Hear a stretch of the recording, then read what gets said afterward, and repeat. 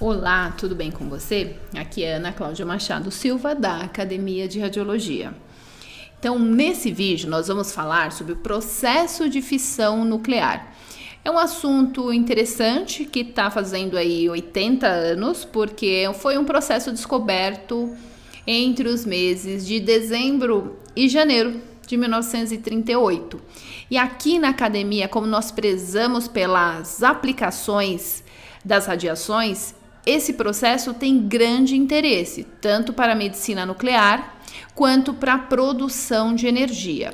Então eu vou explicar de uma forma o mais simples possível esse processo. Não vou detalhar processos físicos, fórmulas, eu quero que você entenda o conceito e também a aplicação, que é o mais importante de tudo. Afinal, para que serve fissão nuclear? Então, ela vai servir para a produção de radioisótopos. Então, vamos lá entender todo esse processo, então. Então, como eu comentei, a descoberta ela aconteceu em dezembro de 1938. E aí eu acabei nas pesquisas encontrando duas datas que se divergiram. Algumas referências falam que esse processo foi descoberto em 17/12, outros falam que foi no dia 22/12. Porém, de qualquer forma, isso aconteceu em dezembro de 1938. E a explicação teórica para esse processo aconteceu o mês seguinte. Aconteceu em janeiro de 1939. E aí são os personagens, são os físicos importantes que descobriram esses processos. Foram dois físicos alemães, o Otto Hahn e Fritz Strassmann, que você está vendo aí na foto, e os físicos austríacos, Alice Meitner e Otto Robert. Então, esses quatro físicos tiveram total importância na medicina nuclear e na produção aí de energia. Então, como é que eles descobriram? Então, eles perceberam que existia a presença de elementos das terras raras no urânio.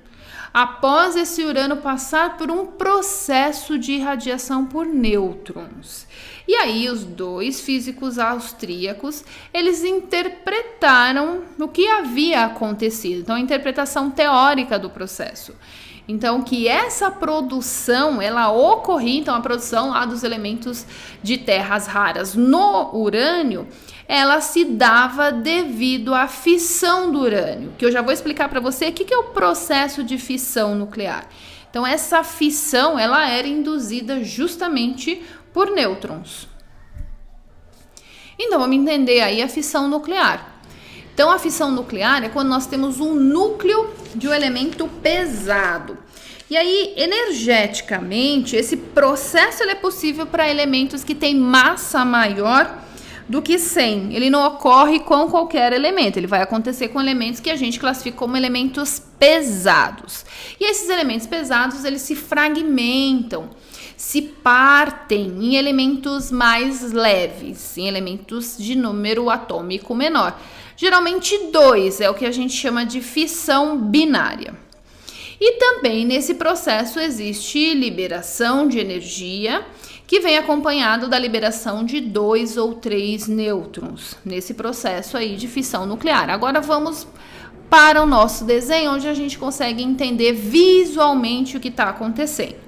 Então lá a gente tem um núcleo que a gente chama de núcleo físsil, que aí esse elemento de massa atômica elevada. Então, o elemento que a gente chama de elemento pesado. Então, quando esse elemento ele é atingido por um nêutron, ou seja, incide um nêutron nele, vai causar, lógico, uma instabilidade nuclear. E esse elemento vai ser fissionado, vai se partir em 2, como você está vendo aí na sequência. Então, eu tenho 2 fragmentos que a gente chama de produtos de fissão. E vejam que nesse processo eu tenho liberação de energia, que você está vendo aí, mais a liberação desses 3 nêutrons. E aí, esses 3 nêutrons vão continuar esse processo.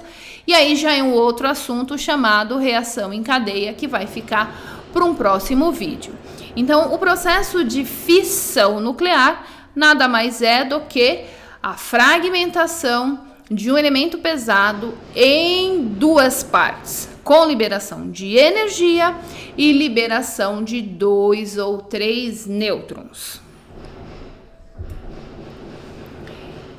E aí vale um exemplo bem interessante dessa liberação de energia para a gente ver o quanto o urânio 235 armazena de energia. Vamos pensar aí, com 1 grama de urânio 235, ele produz 82 milhões de joules, que seria o equivalente, olha só, seria o equivalente, 1 grama de urânio libera 82 milhões de joules.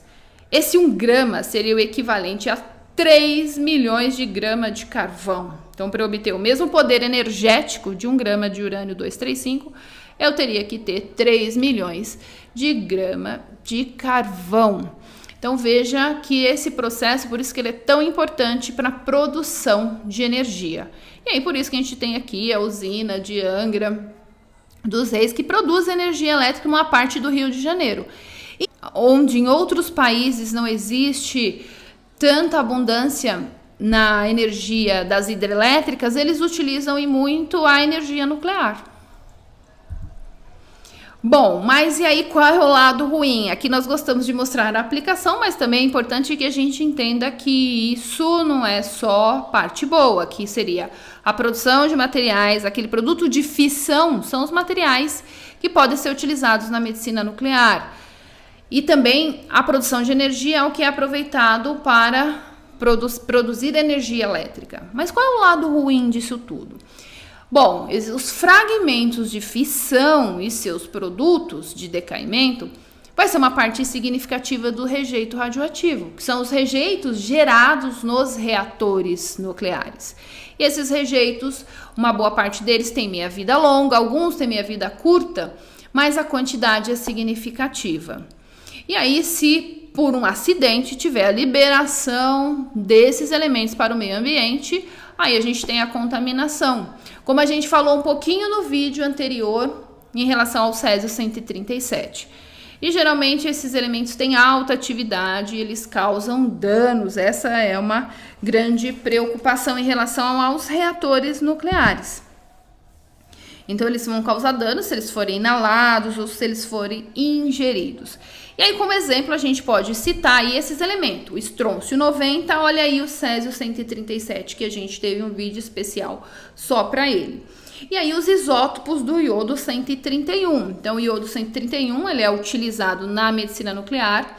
Então, esse elemento, ele é um produto de fissão do urânio 235. Então, olha só que esses elementos têm aplicações importantes, mas também têm o seu lado por serem isótopos radioativos e podem causar danos ao meio ambiente e também aos indivíduos. Então, eu espero que você tenha entendido aí o processo especificamente de fissão nuclear e a sua aplicação. Aqui nós usamos um livro bem específico, uma referência específica aí para falar de energia para fissão nuclear.